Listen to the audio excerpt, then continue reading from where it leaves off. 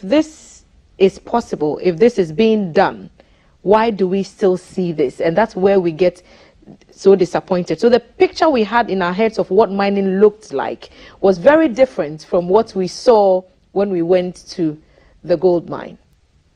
Yeah. So fortunately, you know, we're discussing what we call is the skill set.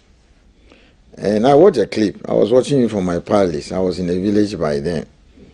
And I don't know whether I can wrap up the discussion on skill set with perhaps you showing the video again, and then we discuss some of the things. The portions of the video will be rolling as we have this conversation. So split screen and put something on the side, and we'll be speaking to them as we go along. So we spoke to 3 female mine workers. One of them is a shift boss. Her name is Bridget. Bridget is generally what we call the supervisor. We walked in on them at their meeting, and they were talking. The lady on your screen now is called Selma. She's a mine surveyor.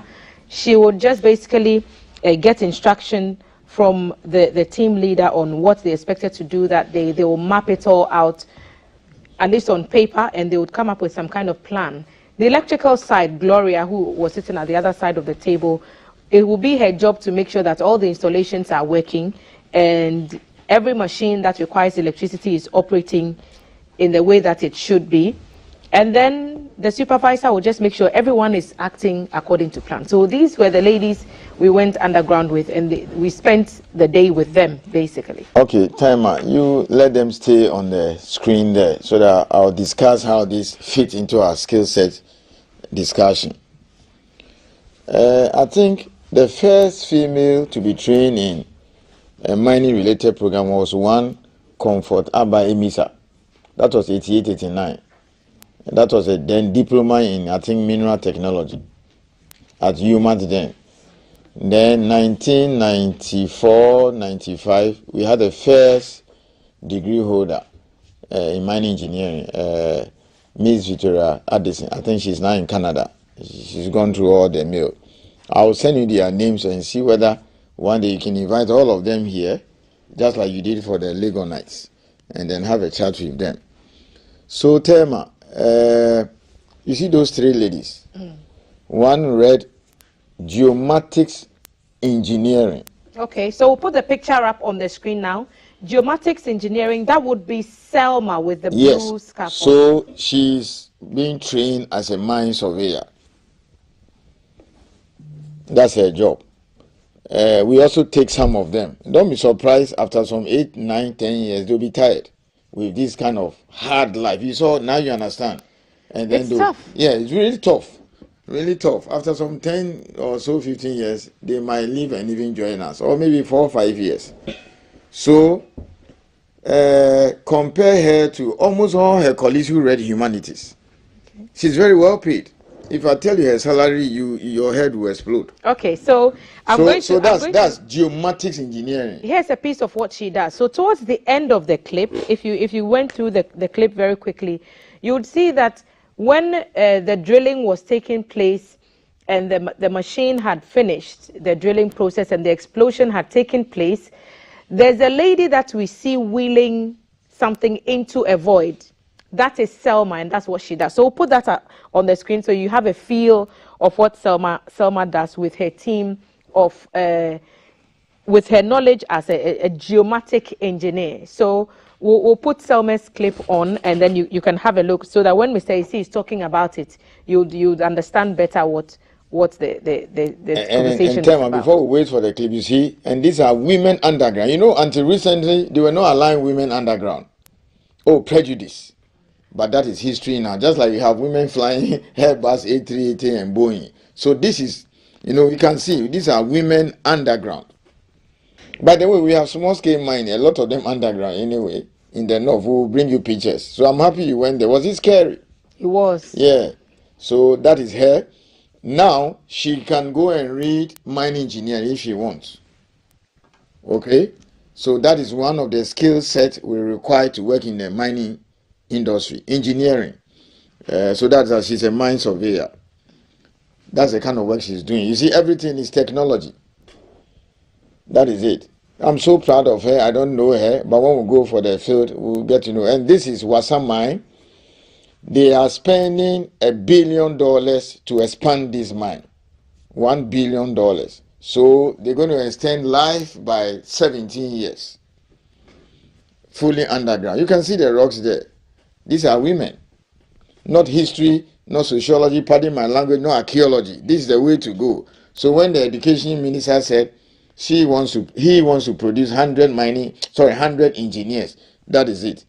Now the other lady says she went to poly and read what? Electrical. So Gloria, and the lady you're talking about is Gloria. Gloria, we are seeing Selma on our screens now. Mine surveyor. Good morning to you, Selma. Thank you for being so nice to us when we visited. Gloria is an electrical engineer. So there's a part of the clip where we go up this yellow tube and we're simulating an escape from a dangerous situation. When we came up on the other side of the tube, we came to see a ventilator set, a fun starter of some sort. And we asked, so what are we looking at? And it was Gloria's responsibility to explain to us what was happening there. So you will see Gloria coming up on your screen very shortly. She also operates a substation. It's like when you go to Achimota substation. Okay. The big thing that you see there, Gloria and her team, they are in charge of doing that underground. So that will also be coming up. So once we wait for the clip to roll, there's something I want you to understand, and for that matter, the public. I think it's rolling now. You realize that you're underground, so everything there is ventilation. Ventilation. So do you see why coal mines accidents are quite common, collapse, etc., because of this methane gas? So you need a lot of ventilation engineers. These are very professional. They know their staff, well trained. They've gone to training everywhere. Sometimes they take them abroad and they are on top of their job. Every new technology, they give it to them. So is it that Minerals Commission, the regulator, must also get this kind of training. So I also need my surveyors, my mining engineers, ventilation engineers, etc., to be able to to have this kind of knowledge and facility. Now, look at the mine here. If the mine inspector goes underground here, he or she should be able to spot an accident. Okay? And technology is changing. Who is that lady, the one climbing that kind of thing? That was me. And then so we came to the fun starter. That's Gloria. Yes. She's the lady who studied at the Technical Institute. If you say Technical Institute, it's okay. Now they call them Technical University. But she went to Polytechnic and read electrical engineering, HND. She has a job at the mine. Okay? She can advance her knowledge by studying maybe some new area of electrical engineering, or even go and pursue mining engineering. She can study mining engineering and grow to become a chief boss, mine manager, etc. Now listen carefully. It is not everybody who can work underground. So for instance, if you're a mining engineer and you hold a mine manager certificate, which is the highest, and you don't have underground experience, there's no way the chief inspector of mines will approve you to be the mine manager of this mine. So it means that this underground mine, the person in charge of the entire mine has a mine manager certificate for underground. Now, if you have a mine manager certificate for underground, you can also become the mine manager for an open pit, not the other way around, because the underground is challenging. So you saw the electrical stuff. Did you see the electrical wirings and all those things underground? Yes. So Minerals Commission will also require an inspector electrical who can go into the mine and then see whether your wiring and all those your stuff are properly done. So when they deploy new technology, new electrical stuff and all those things, we also need to also step up our game and train our people. Otherwise, you take an electrical inspector, you go underground, and then he sees some kind of new technology and some kind of wiring and some things, and then he doesn't know what it's about. You end up becoming a laughing stock. It's all wiring, isn't it? Yes. Gloria, so all the various, all the rafts of skills are needed there. Electrical, geomatics, mining proper, etc. Now, look at the safety requirements there. And these are women, very bold engineers. They can match men. Trust me. years ago, your parents would discourage you. Correct them on the ground. These are men job, and that is it. And I asked her, I specifically asked Gloria. Can you see that thing there? Why did you become an electrician? It brings the ventilation. So you see, Minerals Commission inspectors go there all the time to go and check and make sure that those things are changed, they are in order. So this is a very expensive mine. The expansion alone is going to cost us about $1 billion. You were talking about nearly what? 900 and something 999 meters. Now this will be 2 times the depth of Obuasi. I'll let you go and do another one in Obuasi and Chirano, the other one. So when they finish the expansion, this will be far deeper than Obuasi. And these are women. Now, the university students who are studying the various mineral and it's a mechanical shop, by the way. Yes, so those who are reading fabrication or studying fabrication, welding, okay, electrical and mechanical, they go here for attachment. So 3 months you go and stay underground. You go back to school when school reopens. 2nd year you do it. 3rd year you do it. 4th year you finish, you do your service. You are employable. We met some of the trainees, Mr. Issa, and I overheard a conversation about pay. Oh, you met I some wanted to be a trainee. You met some of the trainees from the university. From the university who had come to work at the mine. Yes. Then I was overhearing a conversation about allowances, and the figures that were passing through my ears. Now I want to be a trainee at the mine. Thelma, let me tell you something. So when I come and sit here and I tell Ghanaians that perhaps the mining sector is the only area, if you take the mining related programs at our university, it is the only area where by the time our graduates, be it at Polytechnic, they say technical university, or our universities will come out, they are employable. Do you now understand? Because you went to the mine. Let me now talk like a Ghanaian. You went there, you saw them feely. I'm not the one saying it, and I'm not lying. You went there, you said you saw trainees there. Those people you saw there, the ladies and then the guys there, they came from the university and some of the technical universities. They were there, electrical. You should have spoken to them. Electrical, geomatics, mining, mineral, metallurgical. If you go to the lab, you see those who have read chemistry and chemical engineering. You've mentioned the lab. So we came to this refuge chamber, and you will see Bridget in that shot. Bridget was the shift boss who was on duty when we went and took us through the mines. So there's a place in the mine where if there is an emergency and disaster was to strike, you would be expected to make your way to. This is a airstrike proof, bomb proof, bulletproof system. It looks like a container, but when you get there in case of an emergency, everything that you need to survive for 72 hours, you would find it at this facility. And here some chemistry was going on because you have to now mix your oxygen and you need the CO2, and I just regretted not remembering all my chemistry. But there are instructions pasted right there which would guide you, because the scientist, the chemist who would put this together, who would inspect and make sure this is safe, may not be in that chamber with you. This particular one can take up to 26 people. So Bridget in that shot with me there, explaining how the whole system works. Water and oxygen all there in the tank. There's also a toilet in there, so you can stay here for 72 hours and then help hopefully would come to you in that time. Hang on there. Can you see the facilities there? Now, if the Minerals Commission inspector enters here and finds the slightest fault or mistake, depending on his or her assessment, the inspector's assessment of the situation, he will say, oh, fix this. I'll give you a day or two. And because it's underground, if it's very dangerous, that means our health and safety is at risk, he will close down the mine. He will just call the mine manager and say, I've identified the following. It is very dangerous. I am closing down the mine immediately. They will have to call everybody, go home. And the mine manager risks losing his job. First, we'll find him and find the mine for allowing this dangerous situation to arise. You see? And look at the gadgets there. All those things are equipment. Look at how properly dressed. You see? And we have taken many of these inspectors. Okay? That is it. You can see the place. It's all ventilation, electrical, mechanical. So those fabrication things I was talking, I'm happy you said you went to the mechanical workshop, because these are mechanical stuff. They need to keep them because of wear and tear. Electrical, and then what do you call it? Those who read mechanical engineering. So these are very lovely ladies. if they are here, and then let me tell you the certification. The lady you spoke to said she's shift boss. Normally, you start with blasting. It means that she has passed the exams and she holds a blast certificate. Now she says she shift boss, which is the same as mine foreman. The next one is that she will try the mine captain. After mine captain, she can try underground manager or mine superintendent, and then mine manager.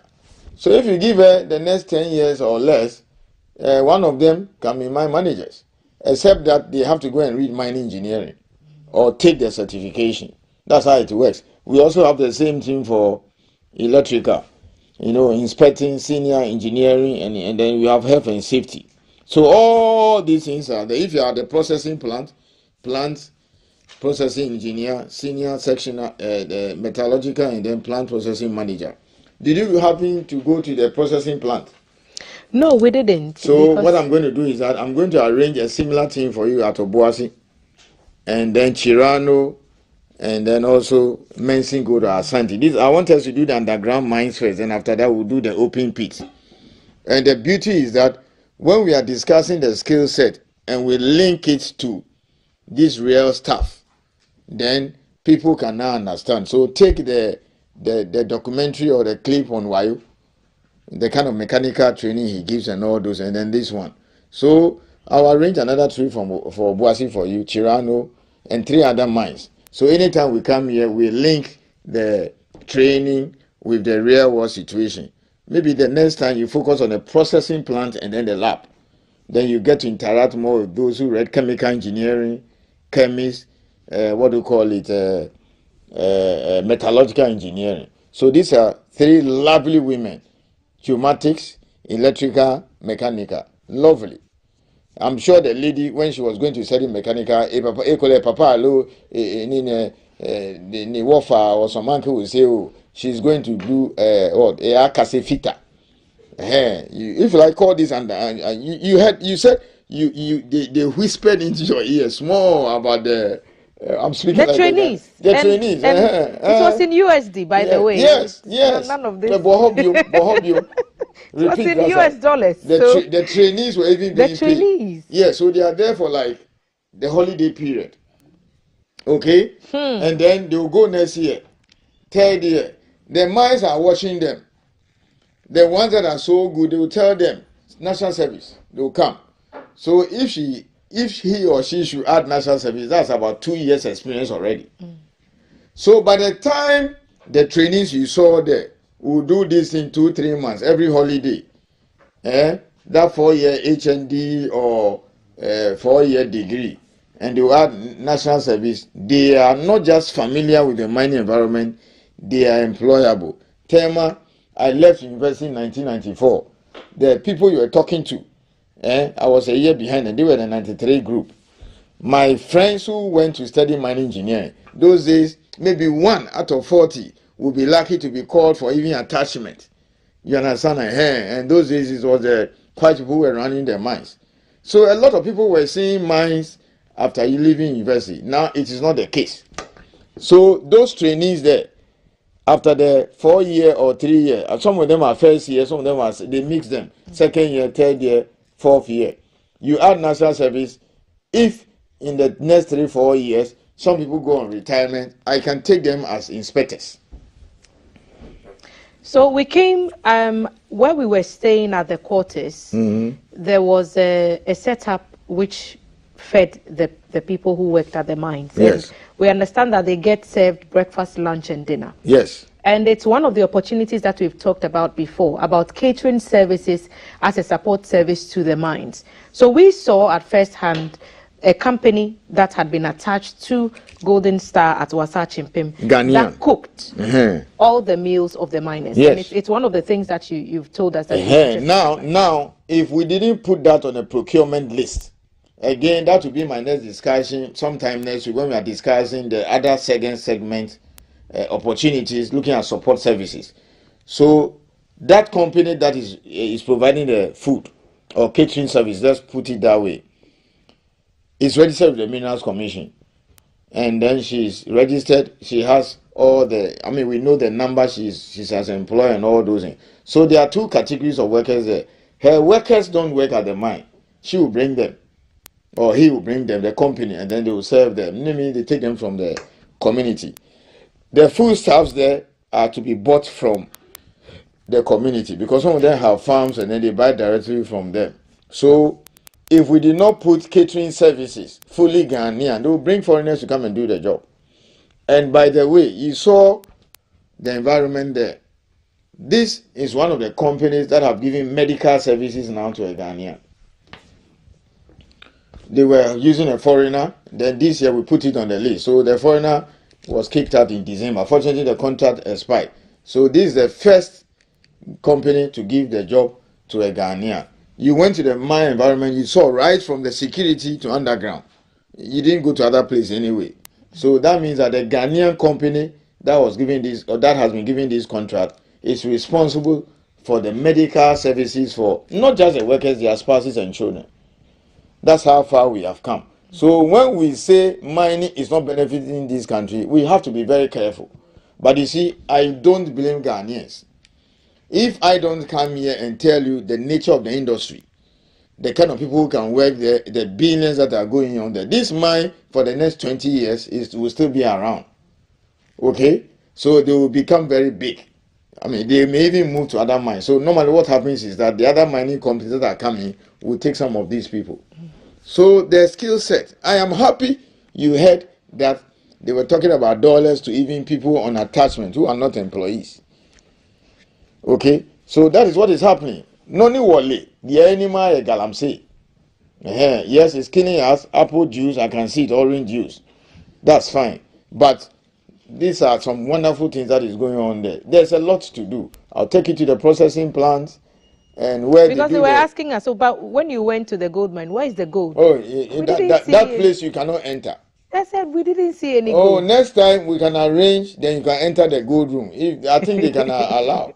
Okay? So look out for that. You go through, not the, maybe the scanning there will be more than the medical scan. We've been told. Because you can insert the gold somewhere. I don't want to say things. Mr. Isi, thank you. Next week, we'll have you back to do this all over again. Mr. Martin Kwekwe is the CEO of the Minerals Commission.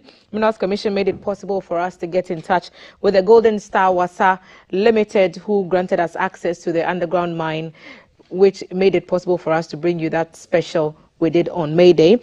So opportunities in the mining space, what we've been discussing for the past couple of weeks, and now you've seen them at first hand, what you can do with a mining certificate or a training in any of the engineering courses. STEM is the way to go, is what the Education Ministry is saying, so do consider. And ladies, get into the space as well. Bridget, Gloria and Selma are doing exceptional work there. And safety is such a crucial part of mine work. We'll be talking more about safety this time where it pertains to fire in our next segment, because apart from being World Press Freedom Day, celebrating all pressmen everywhere, all of us and all the work we do on air and online and everywhere else, World Fire Safety Day is also crucial. And the firefighters make it all possible. So it's important that we celebrate the firefighters on a day like this. So we'll do that conversation